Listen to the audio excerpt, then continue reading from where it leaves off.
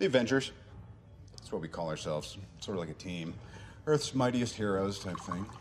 Avengers, time to work for a living. That's my secret. I'm always angry. I am on the side of life. You get hurt, hurt him back. You get killed, walk it off. I'm here to talk to you about the Avenger Initiative. I'm your host, Andrew, and I'm here to talk to you about the Avengers. Welcome to episode 26 of Some Assembly Required, your weekly adventure into the annals of Earth's mightiest heroes, the Avengers. This week, we are taking a look at Avengers number 24, From the Ashes of Defeat. Issue is written by Stan Lee, pencils by Don Heck, inks by Dick Ayers, and letters by Sam Rosen, and it comes to us in January of 1966. Taking a look at the cover, to be honest, I'm not a huge fan. It took me a little while to pin down exactly what it was that was bugging me about this cover, and what I think it is the fact that it's got the entire white background. The Avengers don't look particularly bad, all of Kang's minions don't look particularly bad, but to me the cover feels empty with all of that white just kind of hanging out there, even though it's filled with the Avengers and Kang's soldiers. We can definitely see a difference in inking here on the first page. It is a nice big splash page, though this is one of several splash pages that we've seen lately that has Quicksilver kind of stuffed into the background, and I'm wondering if that's an intentional or unconscious decision. A weird choice I've noticed lately, and I'm curious if Don Heck was even aware that he was doing it. Now, on the same token, Scarlet Witch is in the back, and in the last several splash pages, Scarlet Witch has featured prominently, so take that for what you will. But the issue starts off with Kang announcing to the assembled group, so the Avengers, Princess Ravonna, and it looks like her father, probably a couple of advisors in the background. You can tell there's more people, but it's a little hard to tell who they are. That Kang has launched his attack against Ravonna's kingdom out of revenge for Kang's scorned love of Ravonna. Now, while Kang's soldiers are moving in, Kang is still on the inside, especially now that Ravonna's defenders have raised what they call a plasto shield. Kang's attackers can't get in immediately. So the Avengers are with him, and his soldiers are on the outside. So the Avengers decide they're going to use Kang as leverage, because as long as they've got Kang, there's no way his soldiers can take over. They're basically going to use Kang as a bargaining chip. Well, it's a great idea in concept. Unfortunately, the execution's a little rough, and that's mostly because it's Kang, and he's planned for this kind of thing. He has all of these weapons and technological aids inside of his armor, so Kang is able to create a gas cloud. And while the Avengers initially think this is a gas attack of some kind, it really is just a smokescreen to allow Kang to disappear. The smokescreen is dissipated by Quicksilver running around it and causing it to funnel out of the way, basically. I love the fact that, yes, Kang has his plan for getting away, but the Avengers have a plan for this kind of eventuality. It tells me that they're starting to learn a little bit more, and they're more prepared. They're working as a team, but there's also the independent nature. They're not just going to wait for instructions, they're going to take action as necessary. So Kang has left. Captain America gives some sound advice, saying that the Avengers should wait and see what Kang's plan is, because just chasing after him is going to play right into his hands. So while they're waiting, Ravonna's chief of staff really pushes her to immediately surrender, saying that there's no way that we can stand up to Kang's assault. I mean, he's Kang the Conqueror after all. You don't get the name the Conqueror for being a nice guy. It's not really how that works. So Ravonna's chief of staff recommends immediately surrendering to save as many people as possible. Ravonna calls the chief of staff a coward, and then Captain America dresses this man down hardcore.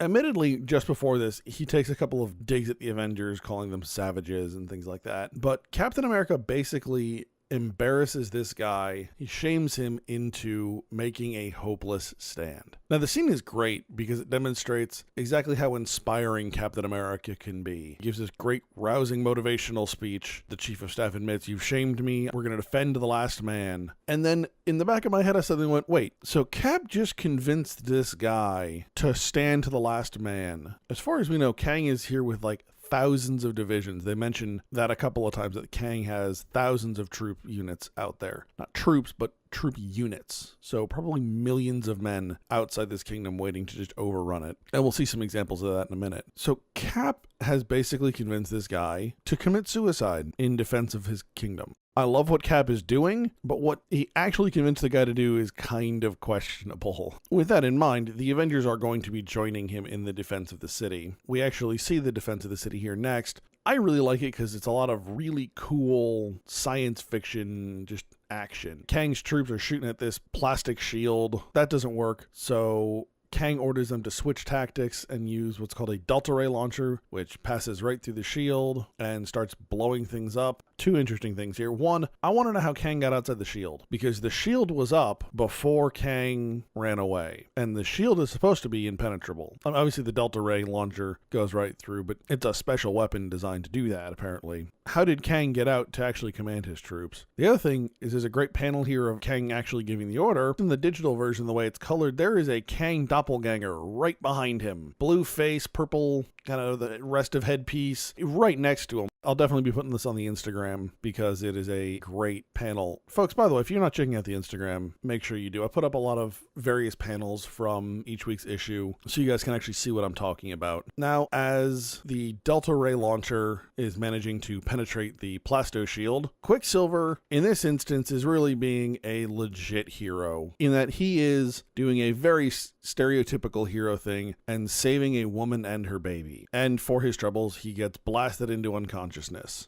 I have really continuously been impressed with Quicksilver in this book. At least from what I have read in modern comics, Quicksilver is usually far more arrogant and a bit more of a blowhard, kind of on the questionable fringe of hero. Coming back to these original issues of Avengers, Quicksilver is really doing his best to be a hero, and he's doing a pretty good job. Although he's not perfect, he's really trying to act as best he can to prove he should be the leader of the Avengers. So maybe this is Quicksilver on his best behavior, but regardless, I'm very impressed with the character where I didn't really expect to be. Quicksilver is now unconscious. The rest of the Avengers have joined the fight at the front, just as Kang's soldiers are able to get through the Plasto shield. And we see them taking a very historical approach. What I mean is that if you're at all familiar with the story of the 300, there's a point before the battle where Xerxes threatens to block out the sun with the arrows of his army. The response from the Spartans is, good, we will be able to fight in the shade. In this particular case, instead of blocking out the sun with his arrows, Kang is doing so literally with his troops. They all have these little flying jetpack belt things, and Kang is filling the sky with thousands upon thousands upon thousands of his troops. We only get a single small panel kind of here of that particular image, but it's an impressive idea that we're not filling the skies with our weapons, we're filling it with us. Over the next few panels, we see the Avengers really understanding exactly how outmanned they are. It is admittedly a little jarring because we're jumping all around. Soldiers in the air with their attack on the defenders, the heavy artillery coming in, missile strikes, all within about 4 panels. A lot of things are happening very fast here, but it really underlines exactly what kind of odds the Avengers are against, where Kang has all of this power to bring to bear on them. They have a shield, a bow and arrow, and Scarlet Witch's hex powers, because again, Quicksilver is unconscious, so he's not even part of the fight anymore.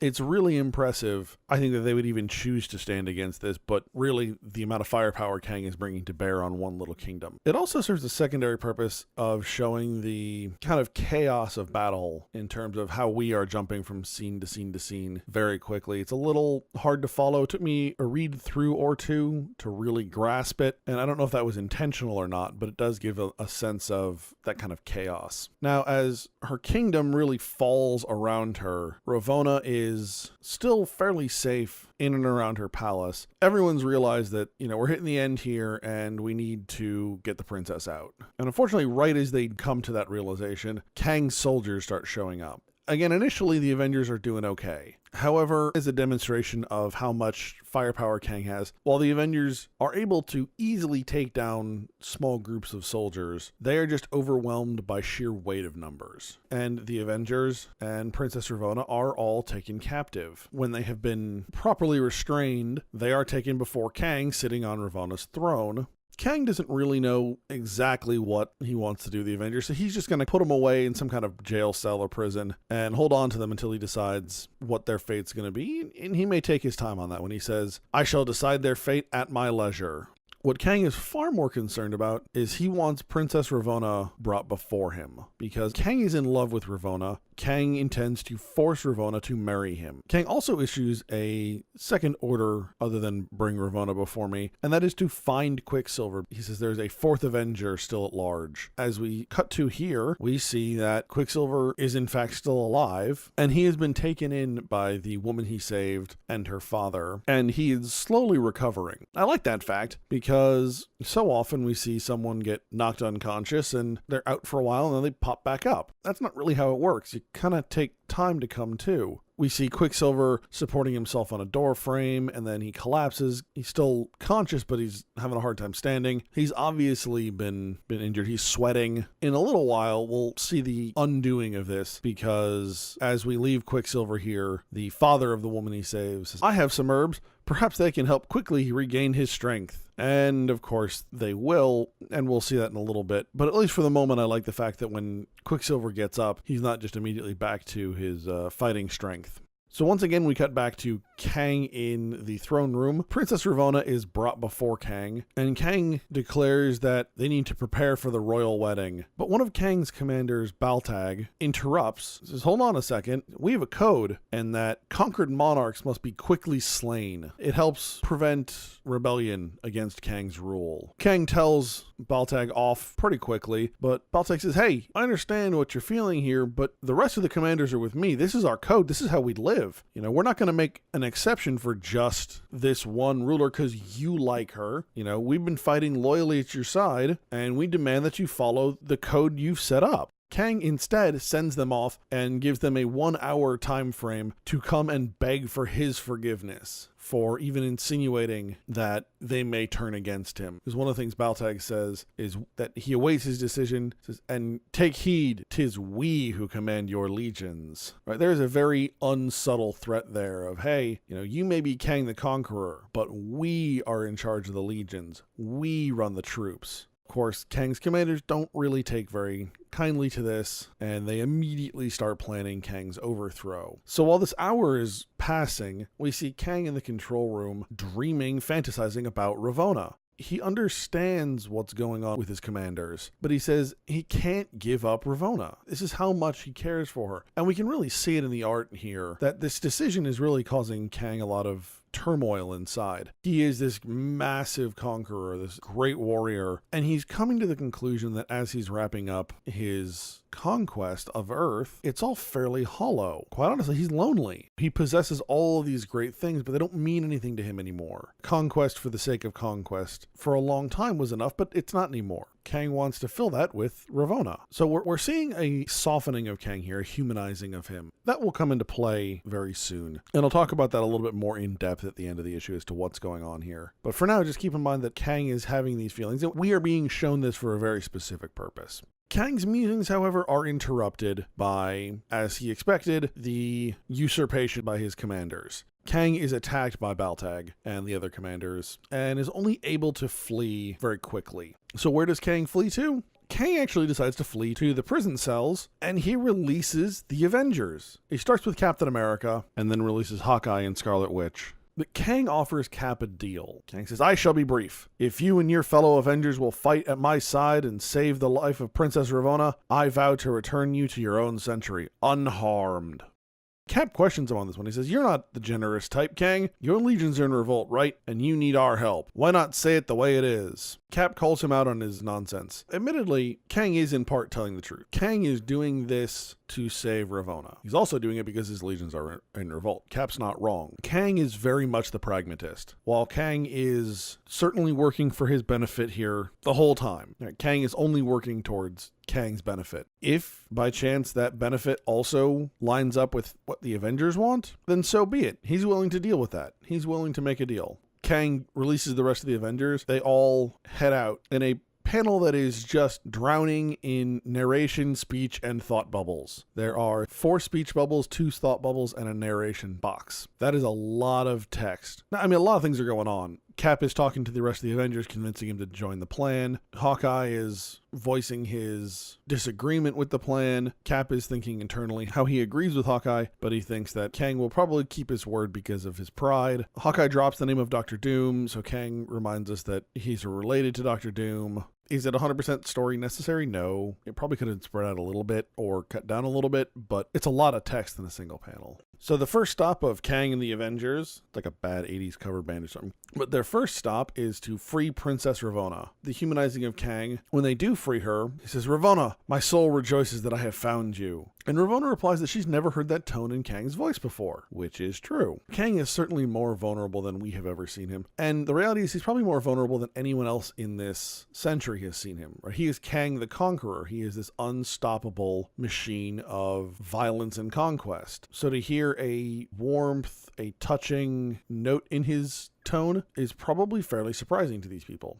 Now that Kang and the Avengers have freed Princess Ravonna, they find their way to a small resistance group that is going to help them take out Kang's commanders and reclaim Kang's army for Kang. And at first the citizens are not into this, but because Princess Ravonna asked them to do it, they're willing to do it for their princess. So their first stop is an armory, and then their next stop is to take out Baltag. Now, Baltag is aware that Ravonna has been released. The Avengers have broken her out of jail. He starts issuing orders, basically just say, go find the Avengers. Go find the Avengers. Go find Ravonna. It's becoming very clear to the other commanders very quickly that Baltag is not at all competent to be commanding this army at this point. Kang is the real brains behind it. They even say Kang would be giving better orders than this. Kang would have very specific instructions. And they've even said, we sided with the wrong man, but there's nothing we can do about it. It's already too late. They're now having to deal with the choices they've made and the fact that they've backed the wrong man. Just as they are coming to this conclusion, the Avengers and their resistance group break into the palace. This scene kind of reminds me, and I'm also a big Star Trek fan, the end of Deep Space Nine, where Kira and Damar's resistance group is able to take over Dominion headquarters because they have sent all of the Dominion troops out, in this case, rather worse thing, to go wipe out all the Cardassians because the Dominion finds them disloyal. But the idea that this very small resistance group is able to break into the headquarters of this group because they have basically left themselves undefended. And that's exactly what Baltag has done. He has very few troops. He sent everyone else out to go find the Avengers. Well, it turns out the Avengers found him. The Avengers, along with Kang, manage to push back what few defenders there are. Kang gets to his controls, destroys all of the heavy artillery that Kang's troops brought with them so that it can't be used against him now. And between the Avengers and Kang and the resistance fighters, they completely overcome any resistance, push into the throne room, only to find Baltag and the other commanders already having been apprehended by none other than Quicksilver. In my first read through of this issue, I was really starting to wonder at this point where Quicksilver was and when he was going to show back up. You know, we saw him get knocked out, then we saw him kind of recovering, and then it's like, okay, the book's wrapping up here. We're at the end of the issue. Where's Quicksilver? Where'd he go? It turns out, like I mentioned, he did get his strength back. He was able to get ahead of what was going on in the chaos, wrap up Baltag and the other commanders. So we kind of get to wrap up the issue here. Ravonna thanks Kang for saving her from execution, and Kang agrees to free her, and in fact free her kingdom. Very, very generous of Kang, given his past, the Conqueror thing. Although it's entertaining, shortly thereafter, Cap remarks on the number of troops he's lost and the equipment that was destroyed, and Kang goes, I've got more. What I brought with me, that's just a taste. I've got plenty to replace what was lost. That makes a little bit of sense, right? Kang has conquered the entire Earth except for this little area. I buy that he has plenty more troops and heavy weapons and things available to him. Kang also makes good on his word, and he starts to send the Avengers back. But as he does, Cap yells out a warning to look out behind him because Baltag has freed himself and has gotten the weapon of a careless guard. Just as he fires, Ravonna steps in front of the blast, saving Kang, but costing her own life. Baltag is taken out by the rest of the guards, and the Avengers are sent back to the 20th century. We see that Ravonna admits to her love for Kang, but that perhaps it was never meant to be. And so our issue ends on a little bit of a sad note. Overall here, we get a ton of character depth added to Kang. We find out that Kang is willing to do almost anything for Ravonna. The fact that he defies his own code and then defies his commanders and finally sides with his enemies in order to regain everything, in order to free Ravonna and prevent her from execution, is huge. It goes to what I was talking about earlier about Kang being a pragmatist. Yes, everything Kang did was in his own interest. Saving Ravonna so he could marry her. Siding with the Avengers to take back his army. All of this is in Kang's best interest, but he is willing to give other people what they want in order to get what he wants, right? He gives Ravonna her freedom. He gives her kingdom back. He sends the Avengers back unharmed. All of these things are things that don't necessarily align with Kang's ultimate goal of conquest, but in the moment, they line up well enough with what he needs to accomplish the immediate goal of regaining his army and preventing Ravonna from being executed, that he is willing to make the deals he needs to. The other thing I want to talk about, especially with Kang here, is the way we've seen him humanized in this issue.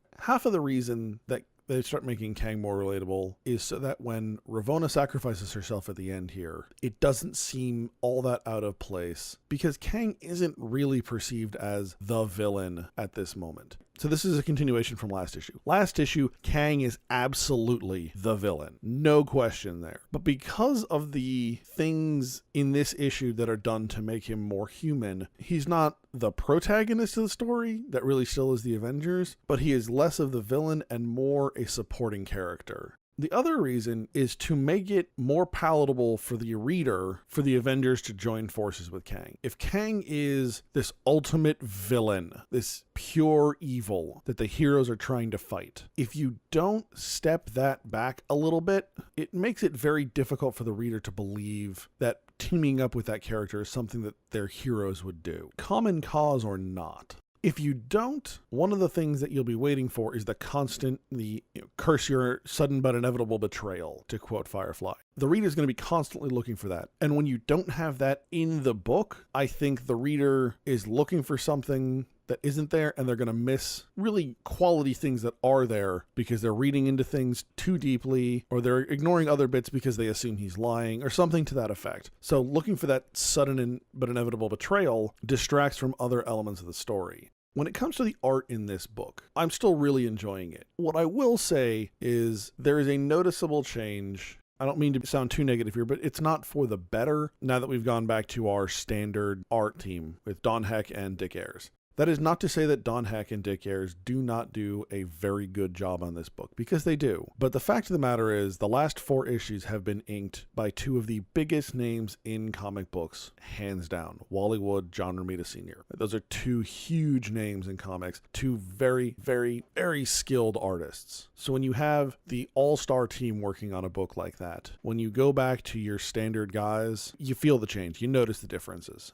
Now, as a side note to this issue, you can't see it in the digital version. There is the letters column in the omnibus versions, and I have some other references that have informed me of this. But in the bullpen notes for this issue, Marvel announces the hiring of fan-turned-writer Roy Thomas. Now, this is important because in 11 issues, Roy Thomas is actually going to take over writing the Avengers. He will be an editor for Marvel for a little while, and then he will actually take over the editor-in-chief role from Stan Lee when Stan becomes Marvel's publisher. So starting with issue number 35, Roy Thomas will be writing the Avengers, and Roy Thomas is known for writing a lot of other stuff. He writes Conan, he writes the Star Wars comics for a while. Thomas just does a fantastic job for Marvel for a number of years, and so it's fun to see the first announcement of Roy Roy Thomas joining Marvel. I believe actually the first announcement was in a Fantastic Four issue, but it's fitting to get an announcement in the Avengers since he will be a longtime Avengers writer. Also, a couple of quick but rather wonderful announcements. First of which is that I will be hosting a panel at Tidewater Comic Con this coming May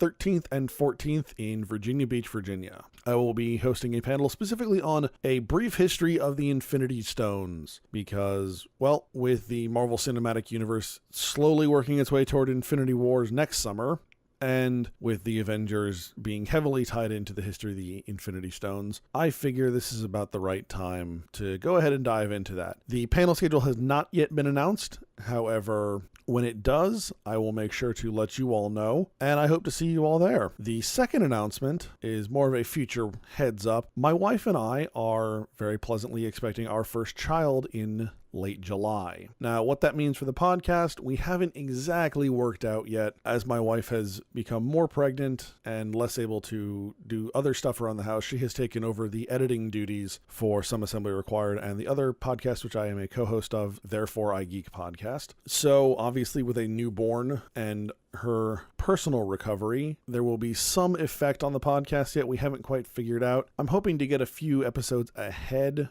shortly before our child arrives so that we can have a minimal disruption in episodes, and I will let you know when we get closer what that disruption will look like, but it's probably going to be in the neighborhood of 2 to 3 weeks. Just letting you guys know that. As proper nerd parents, we have been calling our son Groot until he is born. That's what happens when the Guardians of the Galaxy 2 trailer drops about 2 days before the first ultrasound, is I have little Groot stuck in my head nonstop for several days, and, well, that's what happens.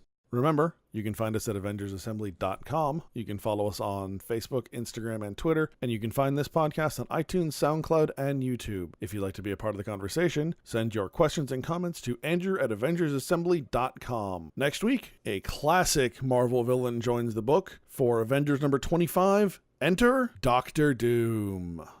All right, hey. All right, good job, guys. Let's just not come in tomorrow. Let's just take a day. You ever tried shawarma? There's a shawarma joint about 2 blocks from here. I don't know what it is, but I want to try it.